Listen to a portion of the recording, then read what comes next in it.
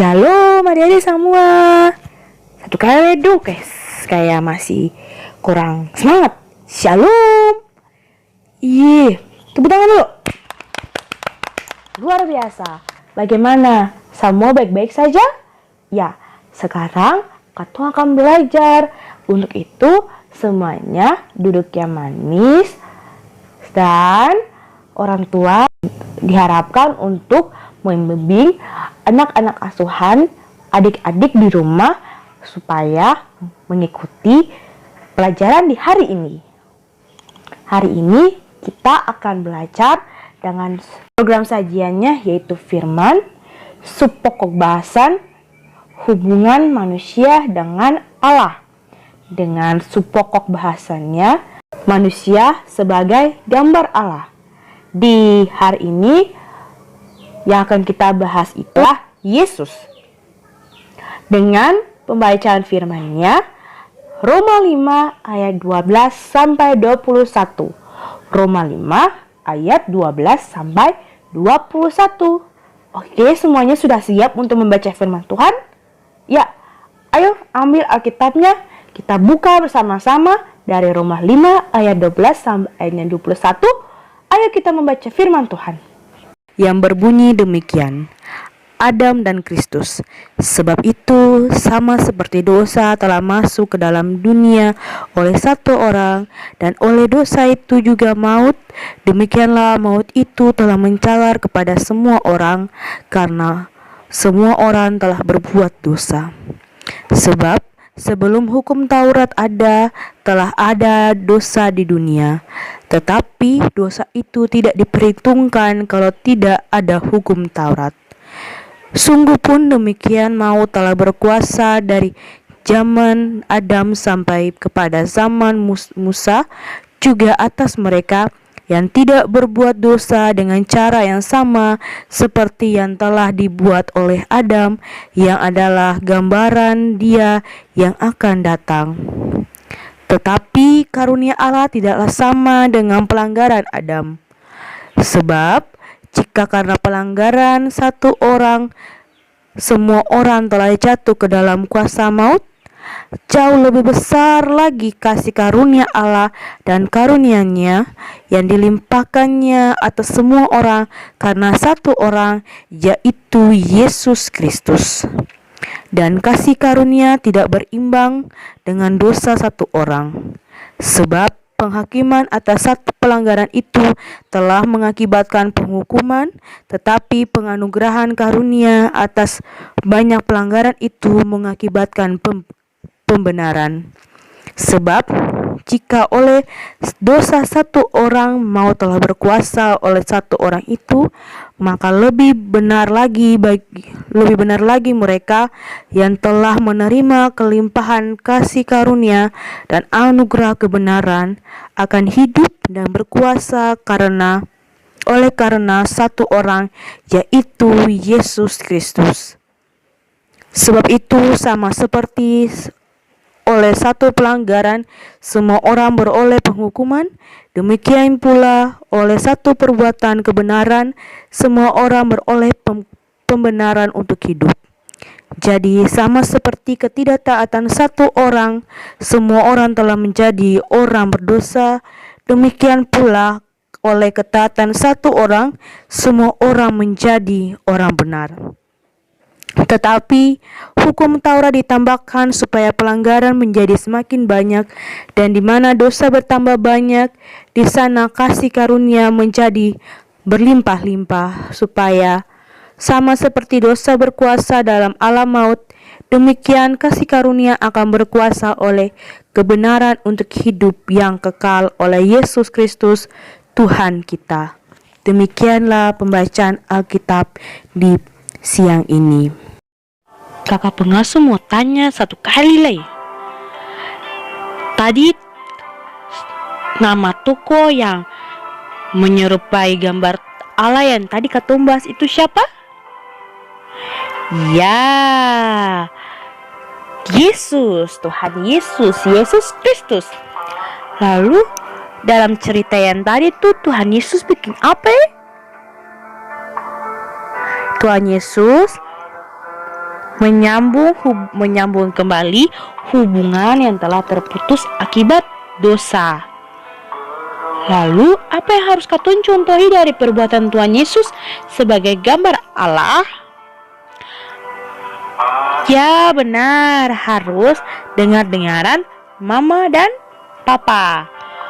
Nah, sekarang kakak pengasuh punya satu ayat hafalan. Ayat hafalan ini terambil dari 2 Korintus 5 ayat 17. 2 Korintus 5 ayat 17 yang berbunyi, jadi siapa yang ada di dalam Kristus, ia adalah ciptaan baru.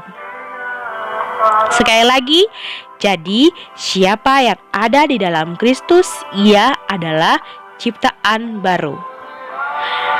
Nah, jadi setelah ibadah sekolah minggu ini, adik-adik hafal. Nanti di hari Kamis, kakak pengasuh akan memberikan tugas kepada adik-adik. Tidak susah, tugasnya yaitu adalah mewarnai. Nah, sekarang kakak pengasuh akan bercerita. Sebelum kakak pengasuh bercerita, kakak pengasuh mau tanya nih, siapa di sini yang pernah naik jembatan? Oh, semua pernah. Lalu, jembatan itu fungsinya apa? Ada yang tahu? Ya, betul. Jembatan itu fungsi untuk kalian dapat pergi dari satu tempat ke tempat yang lainnya, benar. Nah, hari ini kakak pengasuh akan bercerita tentang jembatan kasih. Ada satu kampung, hidup seorang bapak yang paling kaya. Semua orang kampung di situ paling senang nih antua pun kalah uang. Lalu, karena itu, antua dapat panggil ding sebutan bapak. Bapak ini nih, bapak ini paling penuh dengan kasih sayang. Par siapa sah? Pokoknya siapa saja yang mau datang minta bantuan, tetap antua kasih, antua bantu. Pokoknya siapa saja yang butuh kasih sayang, antua kasih. Jadi setiap saat tuh pasti saja ada orang yang datang perantua. Orang-orang di kampung nih, penduduk desa nih tuh, penduduk kampung nih, biasanya lewat satu jembatan untuk sampai ke bapak nih rumah. Tentunya tuh adik-adik, jembatan itu salah satu jalan untuk sampai ke bapak rumah nih. Jadi jembatan itu paling penting. Jadi kalau misalkan jembatan itu sing ada, orang-orang kampung nih dong bisa pergi ke bapak rumah. Lalu setiap hari itu pasti ada orang pergi. Setiap hari orang pergi di bapak rumah. Jadi bapak rumah tuh sempurna kosong, setiap saat tetap orang pergi. Lalu begini, ada tuh orang laki-laki. Dia kasih roboh jembatan tuh. Jembatan langsung roboh. Jembatan jatuh, jembatan rusak. Orang-orang kampung semua kaget. Orang kampung semua kaget, baru dong sedih. Karena jembatan ini akan rusak. Lalu satu persatu orang kampung usaha bikin jembatan. Dong berusaha dong bikin segala cara perbaiki jembatan yang rusak ini, yang putus nih. Tapi ada yang bisa bikin akan baik-baik. Semua gagal. Akhirnya semua menyesal. Semua sedih karena dong bisa pergi ke bapak rumah. Akhirnya dong hubungan dengan bapak nih akan sampai jalan kayak dulu-dulu lah, akan tak putus. Bukan cuma orang kampung yang sedih karena bisa pergi ke bapak. Ternyata bapak ini juga sedih karena orang-orang kampung yang bapak sayang orang-orang kampung semua nih, dong ada sengsara. Karena dong sengsara, dong dong menderita karena dong bisa sampai ke bapak rumah minta pertolongan. Bapak yang kaya raya ini nih, yang baik hati ini nih, ternyata dia punya 1 orang anak. Bapak itu tuh paling sayang dia punya anak. Bapak tuh paling sayang. Anak itu tuh cuma 1. Bapak itu bilang pada dia punya anak untuk memperbaiki jembatan itu. Bapak itu bilang, kakak, ade, mari bantu orang-orang kampung tuh perbaiki jembatan supaya jembatan itu bisa berdiri baik-baik, orang-orang kampung bisa datang ke bapak bisa lihat orang-orang kampung. Anak ini nih, bapak pun anak nih, dia saya bantah, dia saya bilang kata, beta sih mau bapak, beta mau tidur sah. Dia sih bilang begitu adik-adik. Dia langsung bilang, siap bapak, beta akan bangun jembatan. Akhirnya anak itu dengan senang hati dan dia penuh sukacita. Dia ikut bapak pun perintah. Dia cari akal, dia berusaha sekuat tenaga. Dia semangat, dia penuh dari Roh Kudus, dia penuh dengan sukacita bikin bapak pun perintah nih. Akhirnya anak itu berhasil bikin jembatan yang putus tadi tuh, yang suruh tuh. Bahkan tuh adik-adik tahu jembatan yang anak itu bikin tuh paling bagus, lebih bagus lah daripada jembatan yang awal. Pas bapak lihat itu, bapak paling senang pas sekali karena antua pun anak tuh sudah berhasil mengerjakan apa yang antua mau. Lalu bukan cuma antua bapak ini saya senang, semua orang kampung juga paling senang karena dong nih yang susah parpi bapak lai, dong yang ada hambatan parpi bapak lai, dong bisa pergi lewat jembatan, dong bisa baku dapat dengan bapak ini, dong bisa minta bantuan dari bapak, lalu bapak bisa bantu dong. Jadi yang datang ke bapak rumah nih bukan cuma orang-orang di kampung saja, orang-orang yang di pinggir-pinggir, yang dari kampung lain tuh dong datang. Kalau dong datang, bapak tuh yang usir, bapak bilang mari masuk saja, bapak ini paling baik. Orang-orang datang karena bapak ini paling baik, baru bapak ini paling penuh dengan kasih. Jadi bapak ini saya pernah tolong, bapak ini saya pernah bilang kata, kamu bukan dari kampung sini, pergi. Bapak ini bilang, mari bapak ibu, adik-adik, kakak-kakak, anak-anak, doa udah susah kah? Mari datang, beta akan bantu. Bapak itu bilang begitu. Bapak itu kenapa bapak itu bikin begitu? Karena bapak itu tuh antua tuh paling baik hati. Antua sempurna bedakan siapa, sempurna bedakan datang dari mana. Antua tetap datang. Yang penting antua bilang kalau susah, senang, ada perlu, datang, beta akan tolong. Orang-orang kampung nih paling senang, lalu dong berutang budi. Tapi dong berutang budi tuh, dong harus berutang budi par bapak nih pu anak, karena super baiki jembatan itu. Lalu dong cari bapak pu anak, dong cari ini dong dapat, dong tanya per bapak pu anak begini kata,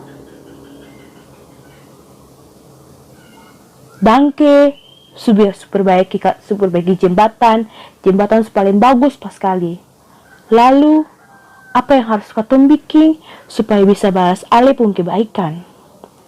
Lalu bapak pun anak bilang begini, semperlu bayar beta pun jasa apa-apa, semperlu bayar lagi. Beta cuma meminta satu saja, yaitu tolong bikin segala sesuatu yang beta bapa perintah. Tinggalkan kebiasaan hidup yang lama itu, kebiasaan hidup yang sembaik itu, lalu datang ke beta bapa dengan segala baik-baik supaya beta bapa lebih mengasihi kamu semua. Orang-orang kampung pas dengar itu tuh dong paling senangi. Lalu akhirnya dong kasih nama jembatan itu dengan nama apa? Ya, Jembatan Kasih. Karena bagi para orang-orang kampung itu, jembatan Kasih itu merupakan bukti kebesaran kasih dari Bapa. Karena Bapa nih, karena kasih Bapa nih yang bisa bikin dong hidup orang-orang kampung nih bisa hidup baik-baik, bisa hidup berlangsung yang baik-baik. Nah adik-adik, Bapa yang baik hati yang tadi kakak cerita nih tuh, itu adalah Bapa Surgawi, pencipta segala sesuatu yang ada di dunia ini, termasuk katong, termasuk kakak pengasuh, termasuk adik-adik, mama, papa, segala sesuatu yang ada di dunia ini merupakan ciptaan dari Bapa Surgawi. Lalu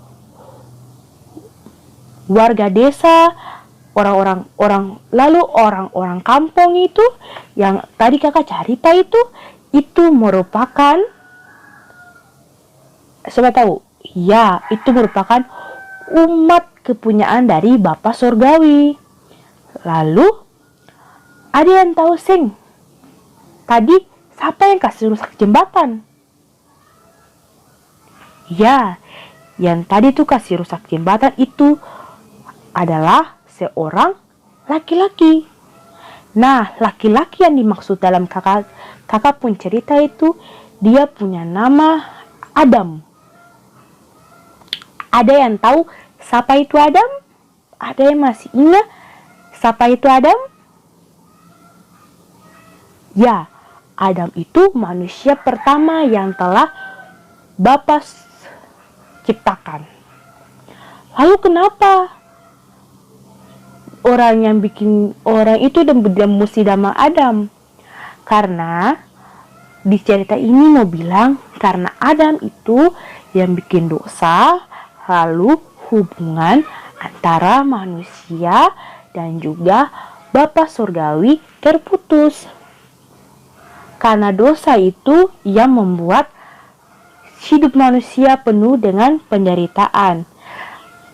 Karena dosa yang telah Adam lakukan, Adam keluar dari taman apa tuh? Ya, Adam keluar dari Taman Eden.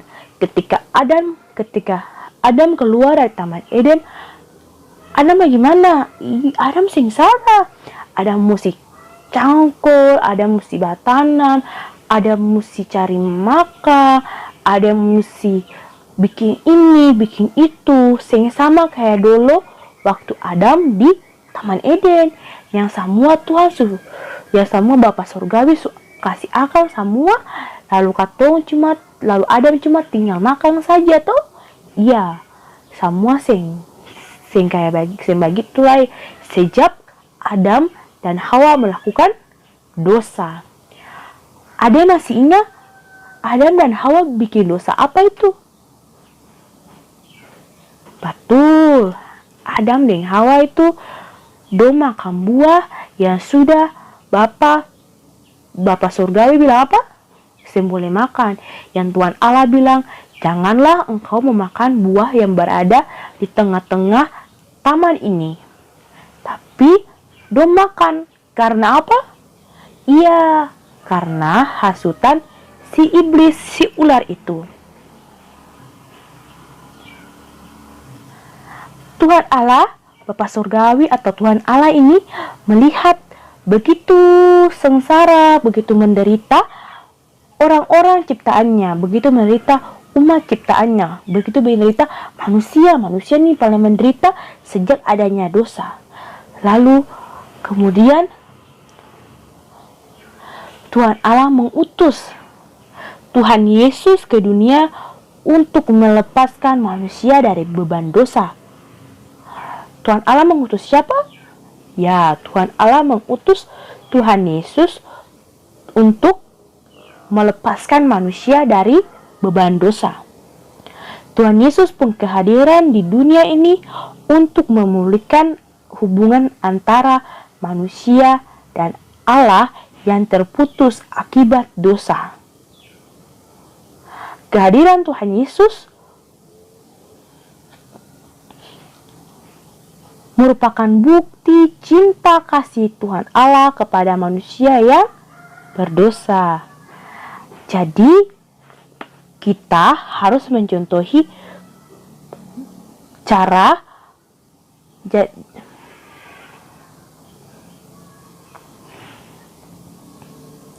Nah, di sini ada yang perlu kita contohi dari Tuhan Yesus.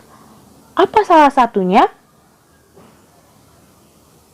Ya, Tuhan Yesus itu patuh kepada Bapaknya yang melakukan perintah dari Bapaknya. Ia selalu taat. Dia selalu taat ke sini, dia taat sini. Ya, dia taat. Dia taat kepada firman Tuhan. Dia taat kepada perintah dari Tuhan Allah. Nah, jadi di sini adik-adik harus bisa mencontohi sikap dari Tuhan Yesus yang penuh dengan kasih, yang penuh dengan ketaatan dan patuh kepada orang tua. Karena apa? Karena Tuhan Allah menciptakan katong semua ini segambar dengan Tuhan Allah. Kalau segambar dengan Tuhan Allah itu bukannya muka sama, bukan semua rambut sama, warna kulit sama, hidung sama, segambar dengan Tuhan Allah, segambar dengan Tuhan berarti katong anak-anak Tuhan ini harus melakukan perbuatan-perbuatan yang sama dengan Tuhan. Nah, Tuhan Allah sudah kasih Tuhan Yesus for katong, untuk katong lihat dan katong bisa contohi sifat dari Tuhan Yesus. Jadi, katong semboleh malawa mama dan papa, semboleh parlente, semboleh pura-pura sendengar kalau mama dan papa bicara. Katong harus menjadi anak-anak yang takut akan Tuhan dan katong harus dengar-dengaran mama dan papa. Nah, karena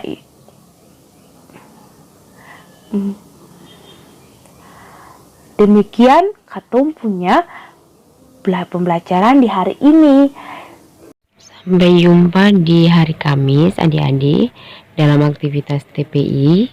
Selamat berhari Minggu bersama orang tua di rumah. Tuhan Yesus senantiasa memberkati katong semua. Shalom.